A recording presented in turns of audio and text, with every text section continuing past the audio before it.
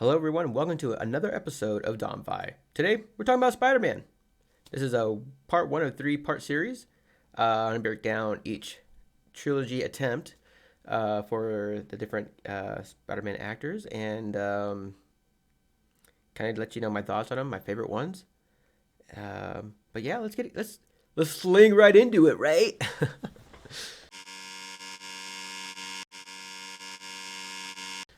All right. So before I get into that, I want to quickly just state that I'm 6-0 when it comes to NFL picks for Wild Card Weekend. I picked all six teams to win. Right? I got them all right. So I just want to brag about that real quick. If you watch my last episode, you'll know all the picks I made. I'm not ready to make picks yet this week. I think I'll post a little mini vid on Friday about who I'm gonna pick for the weekend for the playoffs, and why. I guess it's a short little guy of a video. But yeah, all that's done. So let's get straight into Spider-Man. So when I was young, about 10 or 11 years old, that's when the first Spider-Man movie came out, and with Tobey Maguire, and I went with my family. It was opening weekend. I saw it on a Saturday, I remember. We couldn't go Friday because it was all sold out, I believe. And it was awesome. I loved it. Uh, Ever since then, Spider-Man has been my favorite superhero. Um,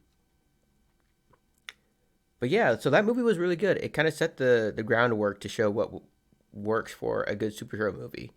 Um, it was bright. Had some comedic timing. Had great action scenes.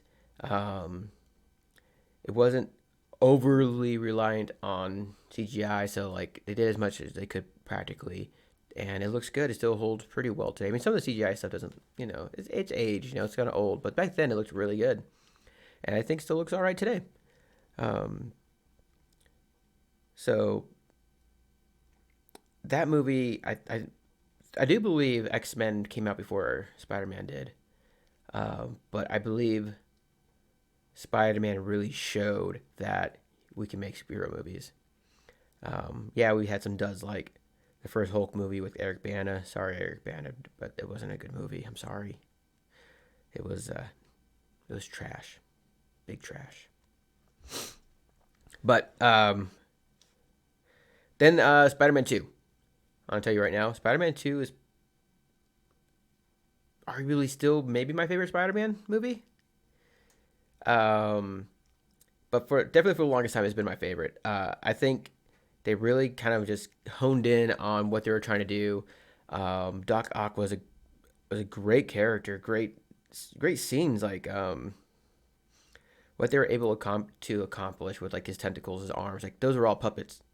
I watched the behind the scenes many times for that movie on the DVD. Um, and just being able to see how they made it. They had these huge contraptions to make all the different movements to like to expose like the little fingers on the claws. I remember that they said like they had the goal of being able to light a cigar with the real tentacles, and they were able to do it, which is really impressive. Um, so I think that's why a lot of the scenes from Spider-Man 2 still look really good today, because it was done practically. Um, you can tell like in certain scenes, like the train scene, that they used some CGI, but even at that point, it still looked pretty good because they weren't super reliant upon it since they did so much in camera. Uh, Now for arguably the second worst. Oh, I don't know. Maybe it is the first worst. But anyway, one of the worst Spider-Man movies of all time is Spider-Man 3. Oh my goodness. Spider-Man 2 did so well. The first Spider-Man movie did so well. They're like, of course, we got to make it 3. But the issue was the studio got their hands too close into the pot. They tried to put their hands in the chili. Don't touch the chili. Sam Raimi, the director, was doing a great job without you putting your hands in the chili. And you put your hands deep into the chili and you messed up the whole chili recipe. You spilt it all over the floor like Kevin from The Office. That bad. This is why I don't like studios interfering with directors. Let the directors do their thing. Let them fail. They try to do too much. They had too much characters, too much storyline going on, too many villains. I mean, it was a mess. It was a mess. I didn't like it. I didn't watch it. I don't like watching it. I watch it every now and again, I guess, because I don't know, has some decent parts. But yeah, that wasn't a good movie. And they had talks for a fourth one, but I guess they couldn't get a script down. Studio as well with Sam Raimi, they just couldn't agree on the script and where to go, where to take it. So that was it for Maguire. Um, but like I said, Spider-Man 2, definitely the best, one of the best Spider-Man movies to be out there.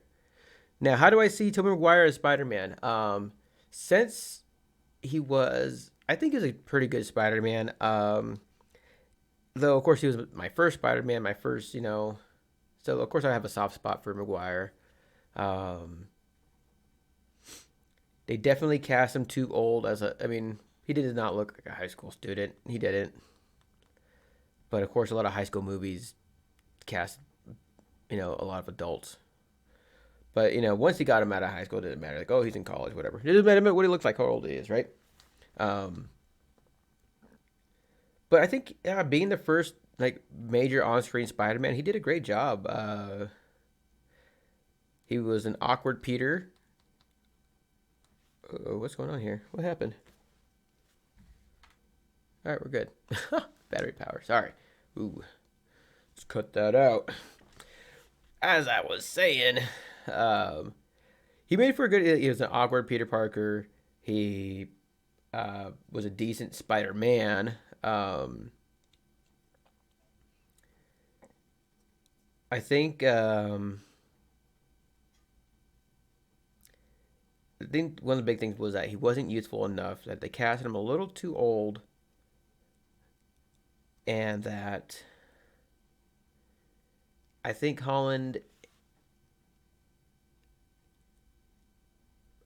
Tom Holland was just a great all-around Spider-Man. To be honest, all around. Garfield, I think he was a decent Peter Parker. Spider-Man got weird for me here and there. I do like how they leaned into the comedic side of Garfield for Garfield's iteration of Spider-Man. Knitting it really too comically, or no quips, no little zingers from Tobey Maguire. So I think they kind of missed some stuff on that.